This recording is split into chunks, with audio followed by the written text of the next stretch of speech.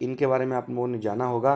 प्रदीप्त पिंड वे होते हैं जो स्वयं से प्रकाशित होते हैं, और अप्रदीप्त वे पिंड होते हैं जो कि दूसरों के प्रकाश से प्रकाशित होते हैं। तो इनमें आप देख सकते हैं सूर्य, विद्युत लैंप, चंद्रमा और मोमबत्ती की जो ज्वाला होती है। 4 ऑप्शन दिए गए हैं, और इनमें जो सही आंसर इसका होगा कि जो प्रदीप्त पिंड होता है वो कौन सा होता है, वो है सूर्य। ऑप्शन नंबर 1 इसका सही होगा। बच्चों, सूर्य जो होता है वो स्वयं का प्रकाश है, और सूर्य एक तारा भी है, स्टार है। सूर्य के चारों तरफ जो भी चक्कर लगाते हैं उनमें से जो होते हैं ग्रह भी कहलाते हैं। ग्रह होते हैं उपग्रह, धूमकेतु और पुच्छल तारे, बहुत सी चीज़ें सूर्य के चारों तरफ चक्कर लगाती हैं। तो सूर्य के चारों तरफ मुख्य रूप से जो चक्कर लगाते हैं उनको हम लोग ग्रह बोलते हैं, और ग्रहों के चारों तरफ जो चक्कर लगाते हैं उन्हें हम लोग उपग्रह या सैटेलाइट बोलते हैं। तो बच्चों, जो चंद्रमा होता है, चंद्रमा इसका स्वयं का प्रकाश नहीं है, इसलिए ये अप्रदीप्त पिंड है, और चंद्रमा ये पृथ्वी का एकमात्र उपग्रह है। बच्चों, विद्युत लैंप और मोमबत्ती की ज्वाला जो है ये भी प्रदीप्त पिंड नहीं है। तो बच्चों, चलते हैं नेक्स्ट क्वेश्चन की ओर। नेक्स्ट क्वेश्चन है 94। ध्वनि संचरित नहीं हो सकती। कहाँ पर ध्वनि नहीं संचरित हो सकती है? गैस में, द्रव में, ठोस में और निर्वात में। ये जो चौथा ऑप्शन है ये ठोस है, इसका नाम है ठोस। तो ये जो ध्वनि होती है ये केवल जो है निर्वात में संचरित नहीं हो सकती है, इसलिए इसका ऑप्शन 3 सही हो जाएगा। ध्वनि गैस में भी चल सकती है, द्रव में भी और ठोस में भी। पदार्थ की जो 3 अवस्थाएं होती हैं, ठोस, द्रव और गैस, ये भी आप इसको याद कर सकते हैं।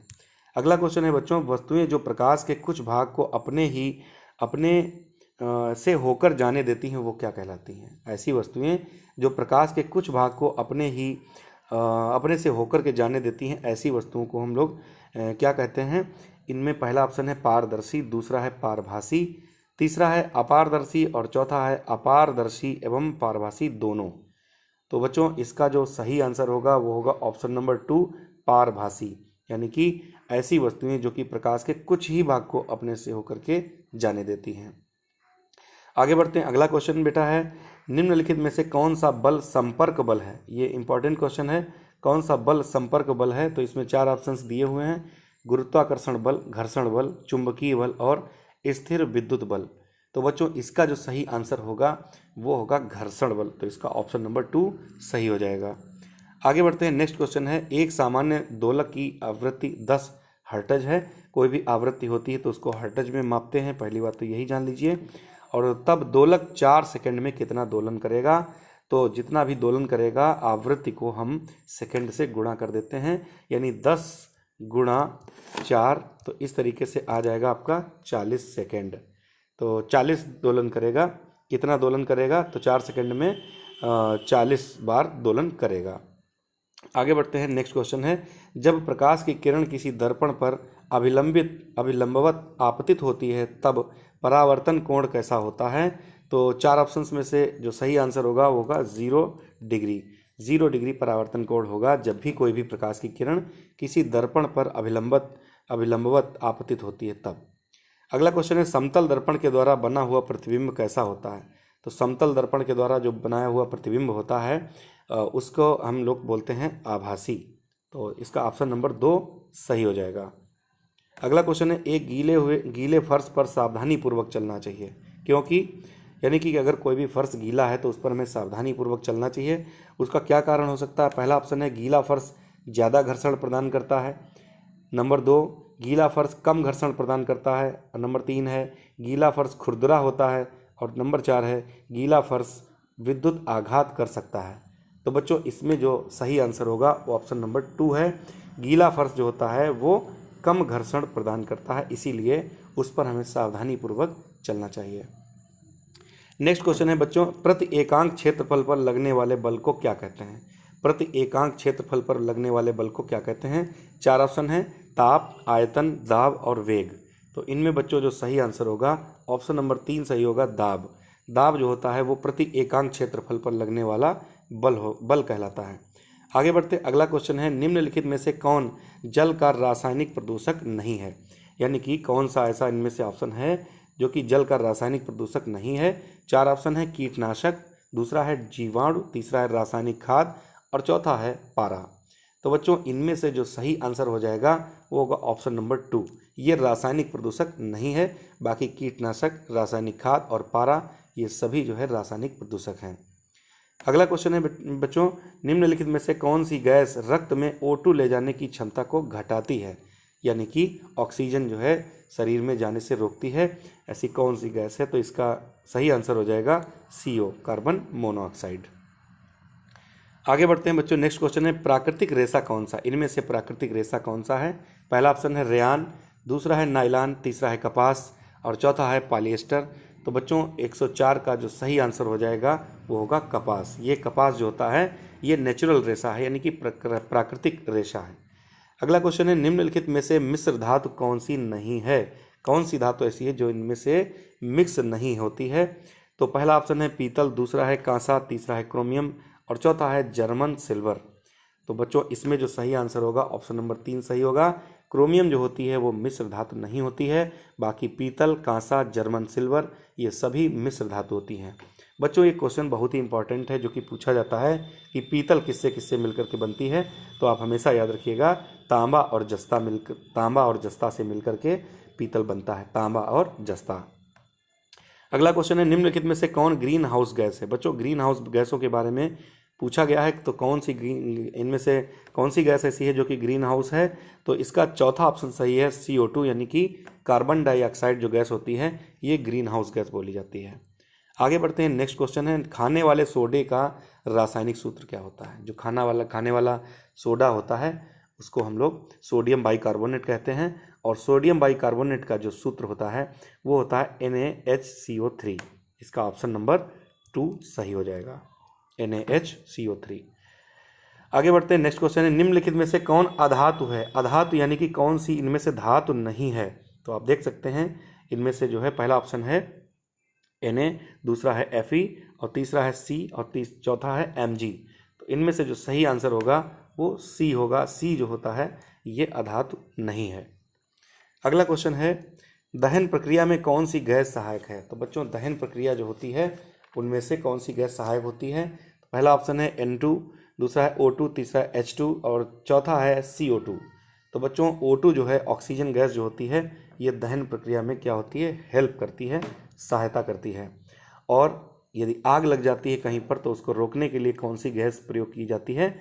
वो होती है CO2, यानी कि कार्बन डाइऑक्साइड। आग बुझाने वाली जो गैस होती है वो CO2 होती है। आगे बढ़ते हैं, नेक्स्ट क्वेश्चन है बच्चों बॉक्साइट क्या है? इनमें से बॉक्साइट कौन सी है? तो 4 ऑप्शंस में से जो सही इसका आंसर होगा आप लोग इसको याद कर सकते हैं और याद करने पर ही आप लोगों को ये क्लियर होगा। तो इसका ऑप्शन नंबर 2 सही है, Al2O3 ये बॉक्साइट है। अगला क्वेश्चन है बच्चों यौगिक M3PO4 में धातु M की संयोजकता क्या है? तो इसमें धातु M की संयोजकता पूछी गई है। ऑप्शन नंबर 1 है 3, ऑप्शन 2 है 2, ऑप्शन 3 है 1 और ऑप्शन 4 है इनमें से कोई नहीं। तो M3 की जो M की संयोजकता है तो ये है इसका आंसर सही 2, ऑप्शन नंबर 2 सही है। नेक्स्ट क्वेश्चन है ओजोन परत क्षरण के लिए उत्तरदायी यौगिक कौन सा है? तो ओजोन परत क्षरण के लिए उत्तरदायी यौगिक है chlorofluorocarbon, sulphur dioxide, carbon monoxide और कार्बन डाइऑक्साइड। तो इसका सही आंसर हो जाएगा ऑप्शन नंबर 1 क्लोरोफ्लोरोकार्बन, यानी कि CFC। आगे बढ़ते हैं बच्चों निम्नलिखित में से कौन सा धातु अधिक तीव्रता से ठंडे जल से क्रिया करता है? कौन सी धातु ऐसी है जो कि अधिक तीव्रता से ठंडे जल के साथ में अभिक्रिया करता है? तो इसका बच्चों जो सही आंसर हो जाएगा वो होगा Na, यानी कि ऑप्शन नंबर 3 सोडियम। आगे बढ़ते हैं बच्चों निम्नलिखित में से सबसे कम ऊष्मीमान वाला ईंधन कौन है? कौन सा ऐसा ईंधन इनमें से है जिनका ऊष्मी मान जो है वो किस सबसे कम है? पहला ऑप्शन है लकड़ी, दूसरा है मिट्टी का तेल, तीसरा है मीथेन और चौथा है हाइड्रोजन। तो बच्चों इसका सही आंसर हो जाएगा ऑप्शन नंबर 1 लकड़ी। लकड़ी जो होती है वो सबसे कम ऊष्मीमान वाला ईंधन होती है। आगे बढ़ते हैं डेंगू रोग का वाहक होता है। बच्चों डेंगू रोग किसके कारण हो जाता है? 4 ऑप्शंस हैं एडीज, मादा एनोफिलीज, घरेलू मक्खी और कॉकरोच। तो बच्चों इसका जो सही आंसर हो जाएगा होगा एडीज जो मच्छर होता है इसके द्वारा ही डेंगू होता है और मादा एनाफिलीज इसके द्वारा मलेरिया रोग हो जाता है, मादा एनाफिलीज। आगे बढ़ते हैं बच्चों। नेक्स्ट क्वेश्चन है खरपतवार नाशी इनमें से कौन सा है? ऑप्शन एक है ऑक्सिन, दूसरा है साइटोकाइनिन, और तीसरा है 2,4-D, और चौथा है पायरुवेट। तो इसमें से जो सही आंसर होगा ऑप्शन नंबर 3 सही होगा, 2,4-D। ये खरपतवार नाशी है। अगला क्वेश्चन है गंगा कार्य परियोजना कब प्रारंभ की गई थी? तो बच्चों गंगा कार्य परियोजना जो थी ये 1985 में प्रारंभ की गई थी, इसलिए इसका आंसर ऑप्शन नंबर 2 सही है। आगे बढ़ते हैं। नेक्स्ट क्वेश्चन है निम्नलिखित में से कौन सा रोग विषाणु के द्वारा नहीं होता है? कुछ ऐसे रोग हैं जो कि जीवाणु द्वारा होते हैं, कुछ ऐसे रोग हैं जो विषाणु द्वारा होते हैं। पहला ऑप्शन इसमें देखते हैं पोलियो ये विषाणु द्वारा होता है। खसरा ये भी विषाणु के द्वारा होता है। एड्स भी विषाणु के द्वारा होता है, वायरस के द्वारा, HIV के द्वारा होता है। और इसमें जो चौथा ऑप्शन है ऑप्शन नंबर 4 ये बिल्कुल सही आंसर है। क्षय रोग यानी कि TB जो होता है ये जीवाणु के द्वारा होता है, न कि विषाणु के द्वारा होता है। आगे बढ़ते हैं। निम्नलिखित में से किसमें कोशिका भित्ति पाई जाती है? तो कौन सा इनमें से 4 ऑप्शंस में सही है जिनमें कोशिका भित्ति पाई जाती है? पहला है अमीबा, दूसरा है पैरामीशियम, तीसरा है यूग्लिना, और चौथा है स्पाइरोगाइरा। तो बच्चों इसका सही आंसर हो जाएगा स्पाइरोगाइरा। इसमें कोशिका भित्ति पाई जाती है, जबकि अमीबा, यूग्लिना और पैरामीशियम इनमें कोशिका भित्ति नहीं पाई जाती है, और ये एक कोशिकीय जीव होते हैं, अमीबा, पैरामीशियम और यूग्लिना। आगे बढ़ते हैं बच्चों। नेक्स्ट क्वेश्चन है चेचक के टीके की खोज किसने की थी? बहुत ही इंपॉर्टेंट क्वेश्चन है बच्चों आप सभी के लिए। चेचक का टीका किसने खोजा था? लुई पाश्चर ने, एडवर्ड जेनर ने, रॉबर्ट कोच ने, अलेक्जेंडर फ्लेमिंग ने। तो इसका जो सही आंसर हो जाएगा एडवर्ड जेनर, इन्होंने चेचक का टीका खोजा था। आगे बढ़ते हैं बच्चों। अलेक्जेंडर फ्लेमिंग की अगर हम बात करें तो इन्होंने पेनिसिलिन की खोज की थी। नेक्स्ट क्वेश्चन है निम्नलिखित में से किसमें मुकुलन के द्वारा प्रजनन होता है? बच्चों मुकुलन के द्वारा प्रजनन किसमें होता है? इसका सही ऑप्शन है हाइड्रा में मुकुलन के द्वारा प्रजनन होता है। आगे बढ़ते हैं। किस ग्रंथि के द्वारा इंसुलिन हार्मोन का स्रावण होता है? ऐसी कौन सी ग्रंथि होती है जो कि इंसुलिन हार्मोन का स्रावण करती है? थायराइड ग्रंथि, अग्नाशय ग्रंथि, एड्रीनल ग्रंथि और पीयूष ग्रंथि। तो इनमें से जो सही आंसर है वो है अग्नाशय ग्रंथि। अग्नाशय ग्रंथि जो होती है वो इंसुलिन हार्मोन का स्रावण करती है। तो बच्चों अगर ये भी क्वेश्चन पूछा जाए कि कौन सी ऐसी ग्रंथि है जो कि अंतःस्रावी और बहिर्स्रावी दोनों है, तो उसका सही आंसर हो जाएगा अग्नाशय। बच्चों पीयूष ग्रंथि की अगर हम बात करें तो पीयूष ग्रंथि जो है इसी को मास्टर ग्रंथि कहते हैं, इसी को पिट्यूटरी ग्रंथि भी कहते हैं, और ये मनुष्य के शरीर की सबसे छोटी ग्रंथि होती है, और इसी को ये जो है मस्तिष्क में स्थित होती है, दिमाग में। थायराइड ग्रंथि की अगर हम बात करें तो थायराइड ग्रंथि जो है गले में होती है, और एड्रीनल ग्रंथि ये भी इम्पॉर्टेंट है। अगला क्वेश्चन है बच्चों, एक टैडपोल जिस प्रक्रम के द्वारा वयस्क मेढक में विकसित हो जाता है वह क्या होती है प्रक्रिया? तो बच्चों इसका जो सही आंसर होगा कायांतरण के द्वारा जो है टैडपोल जो होता है वो एक मेढक के रूप में डेवलप हो जाता है। अगला क्वेश्चन है सबसे पहले किस स्तनधारी जंतु की क्लोनिंग की गई थी?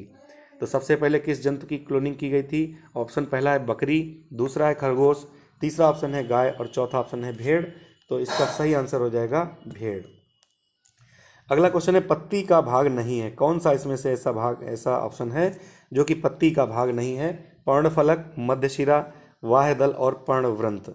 तो बच्चों इसमें जो सही इसका आंसर हो जाएगा वो होगा वाह्यदल। ये जो है पत्ती का कोई भी भाग नहीं होता है, बाकी पर्णफलक भी होता है, मध्यशिरा भी होता है और पर्णवृंत भी होता है। तो बच्चों इस प्रकार से सामाजिक विज्ञान के 35 क्वेश्चंस कंप्लीट हुए। आइए शुरू करते हैं सामाजिक विज्ञान के 35 इंपॉर्टेंट क्वेश्चंस। तो पहला इसमें क्वेश्चन है निम्नलिखित में से कौन सिंधु घाटी सभ्यता का सबसे महत्वपूर्ण बंदरगाह था? तो बच्चों सिंधु घाटी सभ्यता का जो सबसे महत्वपूर्ण बंदरगाह था उसका नाम था लोथल। लोथल एक बंदरगाह था जो कि गुजरात में स्थित था। ये बहुत ही महत्वपूर्ण बंदरगाह था। अगला क्वेश्चन है बुद्ध को महापरिनिर्वाण कहाँ प्राप्त हुआ था? अर्थात उन्होंने समाधिष्ट वो कहाँ पर हुए थे, उन्होंने अपने शरीर को कहाँ पर त्यागा था? उसको कहते हैं कुशीनगर में। तो इसका ऑप्शन नंबर 3 सही होगा। कुशीनगर में इन्होंने महापरिनिर्वाण प्राप्त किया था, जबकि इन्होंने ज्ञान प्राप्त किया था बोध गया में। तो बच्चों बोध गया में इन्होंने ज्ञान प्राप्त किया था।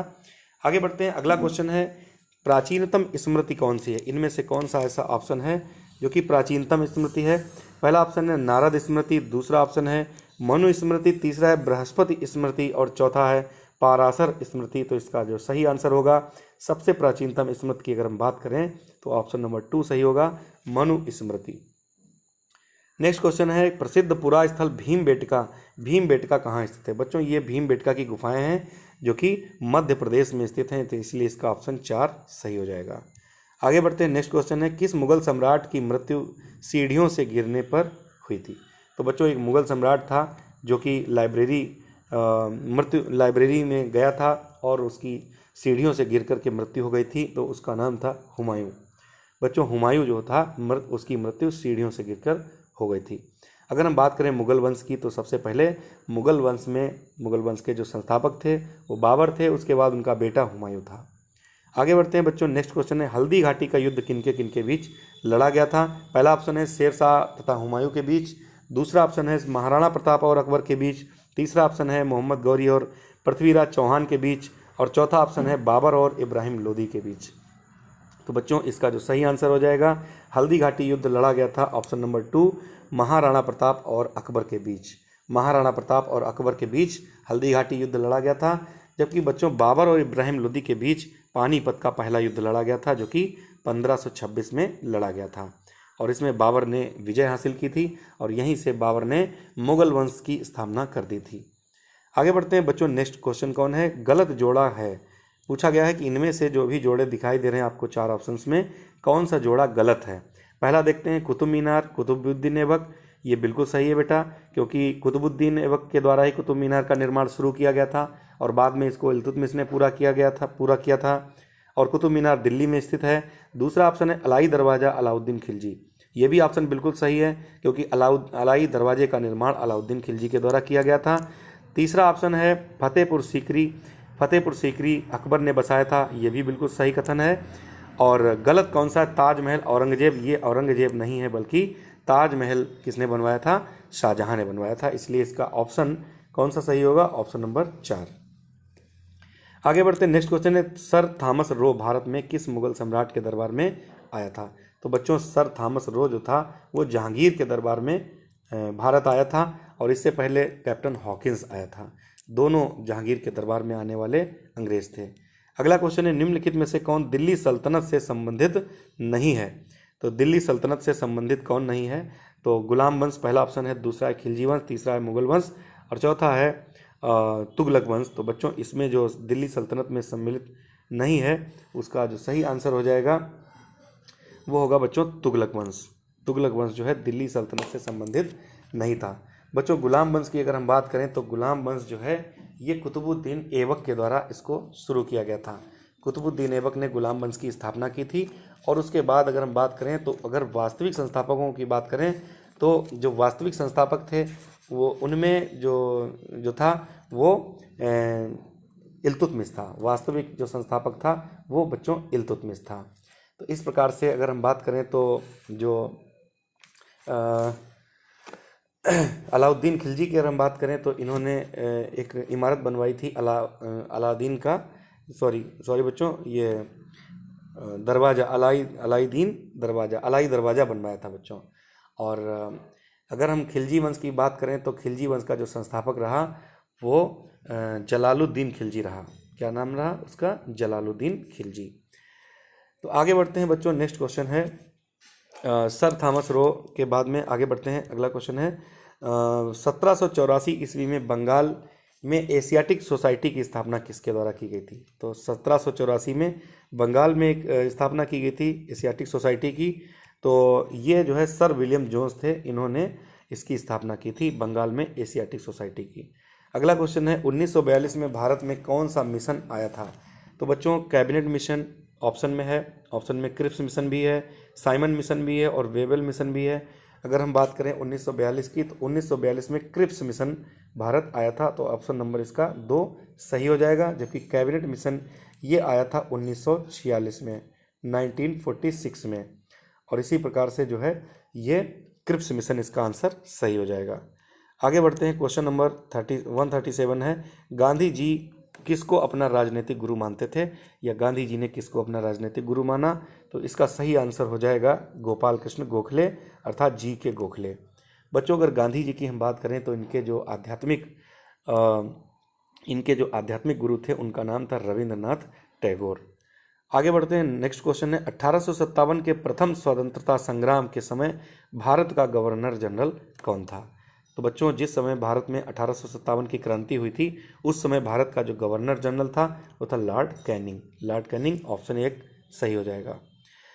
आगे बढ़ते हैं बच्चों, नेक्स्ट क्वेश्चन है उत्तर प्रदेश के उच्च न्यायालय के मुख्य न्यायाधीश को शपथ कौन दिलाता है? बच्चों, यूपी के उच्च न्यायालय की बात करें या फिर किसी भी राज्य के उच्च न्यायालय की बात करें, उसका जो चीफ जस्टिस होगा यानी कि मुख्य न्यायाधीश होगा उसको शपथ कौन दिलाएगा? तो बच्चों, इसका जो 139 का जो सही आंसर बच्चों हो जाएगा वो होगा ऑप्शन नंबर 4, यानी कि जो कि उस राज्य का राज्यपाल होगा उसी के द्वारा इसको शपथ दिलाई जाएगी। नेक्स्ट क्वेश्चन है त्रिस्तरीय पंचायती प्रणाली की अनुशंसा किसके द्वारा की गई थी? तो त्रिस्तरीय पंचायती प्रणाली की जो अनुशंसा है ये की गई थी बलवंत राय मेहता समिति के द्वारा, इसलिए इसका ऑप्शन 4 सही हो जाएगा।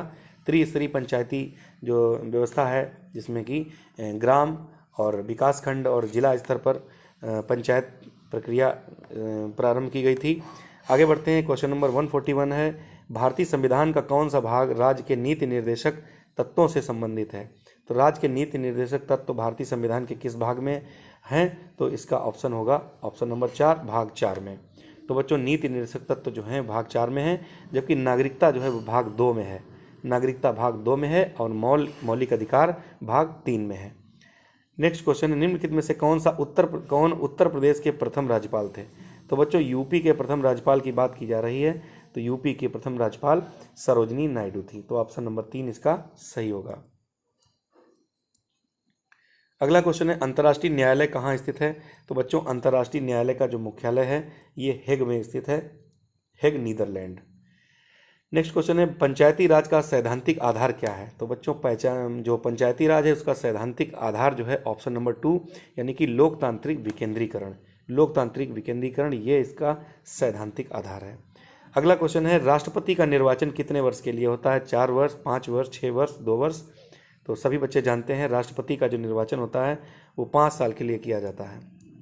आगे बढ़ते हैं, भारतीय संविधान में कुल कितनी अनुसूचियां हैं?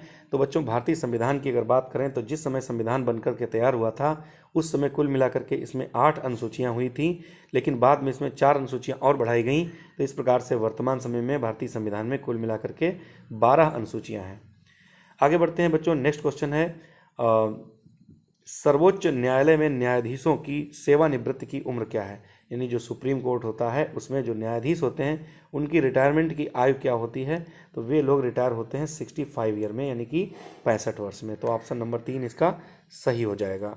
अगला क्वेश्चन है विश्व में कुल मिलाकर के कितने महाद्वीप हैं? तो बच्चों, ये बहुत ही इजी क्वेश्चन है। कुल मिलाकर के 7 महाद्वीप हैं। सबसे बड़ा महाद्वीप की अगर हम बात करें तो सबसे बड़े महाद्वीप की अगर बात करें तो एशिया महाद्वीप, और सबसे छोटे महाद्वीप की अगर हम बात करें तो ऑस्ट्रेलिया महाद्वीप सबसे छोटा महाद्वीप है। नेक्स्ट क्वेश्चन है विश्व की जनसंख्या में भारत का स्थान कौन सा है? तो बच्चों, मैंने पिछले वीडियो में बताया था कि विश्व की पूरी दुनिया में सबसे ज़्यादा जनसंख्या वाला जो देश है वो है चीन। कौन सा है? चीन है। और नंबर 2 पर कौन है? भारत। तो दूसरा स्थान जो है भारत का है। आगे बढ़ते हैं बच्चों, नेक्स्ट क्वेश्चन नीलगिरी पर्वत श्रेणी का सबसे ऊंचा शिखर कौन सा है? तो नीलगिरी पर्वत श्रेणी का जो सबसे ऊंचा शिखर होगा वो है दोदा बेटा। तो ऑप्शन नंबर 2 सही हो जाएगा। आगे बढ़ते हैं, नेक्स्ट क्वेश्चन है कि जनगणना 2011 के अनुसार उत्तर प्रदेश का लिंगानुपात कितना है? तो बच्चों, उत्तर प्रदेश का लिंगानुपात पूछा गया है इसलिए हमें ध्यान रखना होगा, और कभी कभी भारत का लिंगानुपात पूछा जाता है तो वो भी हमें ध्यान रखना होगा। यूपी का जो लिंगानुपात है वो है 912/1000, यानी कि 1000 पुरुषों पर 912 महिलाएं हैं। इसी प्रकार अगर पूरे भारत का पूछा जाए तो 943 ये पूरे भारत का लिंगानुपात है। आगे बढ़ते हैं, भारतीय गन्ना अनुसंधान संस्थान IISR ये कहाँ पर स्थित है? तो भारतीय गन्ना अनुसंधान संस्थान जो है बच्चों ये लखनऊ में स्थित है। कहाँ स्थित है? लखनऊ में स्थित है। अगला क्वेश्चन है निम्नलिखित में से कौन सी नदी गंगा नदी की सहायक नदी है? बहुत ही अच्छा क्वेश्चन है। गंगा नदी की सहायक नदी पूछी गई है तो इसका सही आंसर हो जाएगा यमुना नदी। तो यमुना नदी जो है वो गंगा नदी की सहायक नदी है। बच्चों, अगर गंगा नदी की बात करें तो ये भारत की सबसे लंबी नदी है जो कि गोमुख हिमानी से, उत्तराखंड के गोमुख हिमानी से निकल करके बंगाल की खाड़ी में गिरती है। ये अगर इसकी बात करें तो उत्तर प्रदेश में ये सबसे ज़्यादा दूरी तय करने वाली नदी है, और ये इसकी जो लंबाई है वो 2525 किलोमीटर है। गंगा नदी की लंबाई 2525 किलोमीटर है। नेक्स्ट क्वेश्चन है, दिन और रात कहाँ पर बराबर होते हैं? तो बहुत ही इंपॉर्टेंट क्वेश्चन है कि दिन और रात कहाँ पर बराबर होते हैं। तो पहला ऑप्शन है प्राइम मेरिडियम पर, दूसरा है ध्रुवों पर, तीसरा है विषुवत रेखा पर, चौथा है अंटार्कटिका पर। तो बच्चों दिन और रात बराबर होते हैं विषुवत रेखा पर। विषुवत रेखा की बात करें तो विषुवत रेखा को ही हम लोग भूमध्य रेखा के नाम से जानते हैं। आप देख सकते हैं ये जो है पृथ्वी है हमारी है, ये ऊपरी वाला जो है हिस्सा उत्तरी गोलार्ध है, नीचे वाला हिस्सा दक्षिणी गोलार्ध है और बीच में एक रेखा है, इसी को हम लोग भूमध्य रेखा के नाम से जानते हैं। इसी को हम लोग विषुवत रेखा के नाम से भी जानते हैं। इसके ऊपर 23.5 डिग्री पर एक रेखा होती है, उसको हम लोग कर्क रेखा के नाम से जानते हैं। और इसी प्रकार दक्षिणी ध्रुव में नीचे की दक्षिणी गोलार्ध में नीचे की ओर जो रेखा होती है विषुवत रेखा से नीचे, उसको हम लोग मकर रेखा के नाम से जानते हैं। इस प्रकार से जो दिन और रात होते हैं ये इसी एरिया में बराबर होते हैं यहाँ पर। अगला क्वेश्चन है हरिकेन क्या होता है? तो हरिकेन होता है बच्चों चक्रवात। चक्रवात यही हरिकेन कहलाता है। नेक्स्ट क्वेश्चन है उत्तर प्रदेश का सबसे बड़ा जिला कौन सा है? बच्चों बहुत ही इंपॉर्टेंट क्वेश्चन है। यूपी का सबसे बड़ा जिला पूछा गया है क्षेत्रफल में, जनसंख्या में नहीं पूछा गया है। क्षेत्रफल में जो सबसे बड़ा जिला है उत्तर प्रदेश का वो है लखीमपुर खीरी। आगे बढ़ते हैं। नेक्स्ट क्वेश्चन है ऊटी कहाँ स्थित है? तो बच्चों ऊटी जो है ये पर्यटन स्थल है, ये स्थित है तमिलनाडु में। ऑप्शन नंबर 4 इसका सही हो जाएगा। आगे बढ़ते हैं। नेक्स्ट क्वेश्चन है कल्याणकारी राज्य वस्तुतः मिश्रण है। कल्याणकारी राज्य किसका मिश्रण है? ऑप्शन इसमें 4 ऑप्शन देख लीजिए, समाजवाद और साम्यवाद का, और उसके बाद है साम्यवाद और आदर्शवाद का, उसके बाद है व्यक्तिवाद और फासीवाद का, चौथा ऑप्शन है उदारवाद और समाजवाद का। तो बच्चों इसका जो सही आंसर हो जाएगा ऑप्शन नंबर 4, उदारवाद और समाजवाद का मिश्रण है कल्याणकारी राज्य। अगला क्वेश्चन है 1 डिग्री अक्षांश कितने किलोमीटर को दर्शाता है? तो बहुत ही इंपॉर्टेंट क्वेश्चन है। 1 डिग्री अक्षांश जो होता है वो कितने किलोमीटर को दर्शाता है? तो इसका ऑप्शन बिल्कुल आप लोग याद कर लीजिए 111 किलोमीटर। इसका ऑप्शन 1 सही होगा। अगला क्वेश्चन है सर्वप्रथम पारिस्थितिकी तंत्र की का प्रयोग किसने किया था? तो बच्चों पारिस्थितिकी तंत्र की बात की जा रही है, ये हैकल ने किया था। किसने किया था? हैकल ने किया था। तो बच्चों आज का वीडियो हमारा कैसा लगा कमेंट बॉक्स में ज़रूर बताइएगा। और किसी क्वेश्चन पर अगर कन्फ्यूजन है या फिर मुझसे गलती से उसका गलत आंसर बता दिया गया है तो प्लीज़ कमेंट बॉक्स में उसको बता दीजिएगा, ताकि उसको हम अगले वीडियो में उसका क्लियरेंस दे पाएँ। मिलते हैं आपको जल्दी नए वीडियो में। बच्चों पूरा वीडियो देखिएगा और सभी बच्चों को शेयर कीजिएगा, ताकि हमें और भी ज़्यादा मोटिवेशन मिले और हम वीडियो को बना सकें। मिलते हैं, तब तक के लिए नमस्कार।